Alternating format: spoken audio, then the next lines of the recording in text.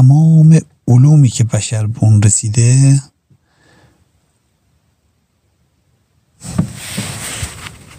از اول بوده و فقط بشر اونو کشف کرده. مثلا الان آیا ما میتونیم بگیم که جاذبه رو نیوتن ایجاد کرده؟ نه، نیوتن قبل از کشف جاذبه وجود داشته. علوم دیگر هم همینطور. با ایمان که نمیشه علم درست کرد. با باور و ایمان باید به علم جهت بدیم که تو کدوم جهتی علم حرکت کنه. علم قدرته. این ایمانه که جهت علم مشخص میکنه و این علمه که ایمان رو تعریف میکنه. پس این دو تا دنیای موازی هم باید باشن، مکمل هم باید باشن.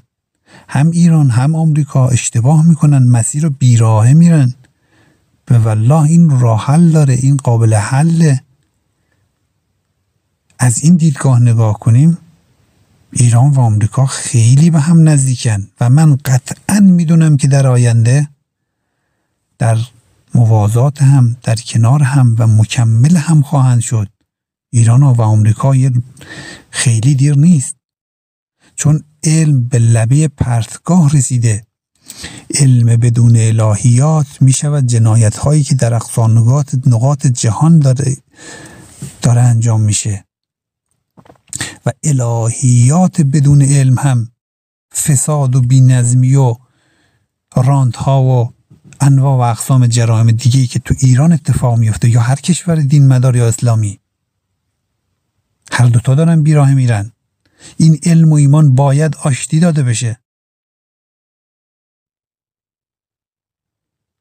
امروز علم اونقدر تکروی کرده، علم تمام استفادهشو از ایمان برده،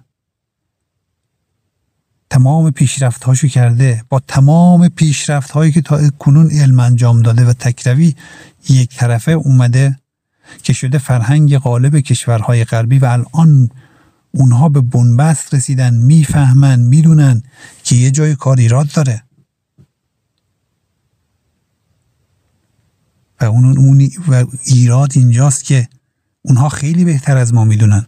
درسته انقلاب صنعتی که ایجاد شد و نتیجهش پیشرفت‌های عظیمی در کشورهای غربی با فرهنگ پوزیتیویستی ایجاد شد، اما الان در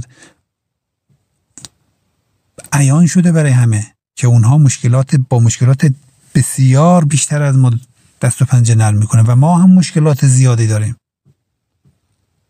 ایران هم یا هر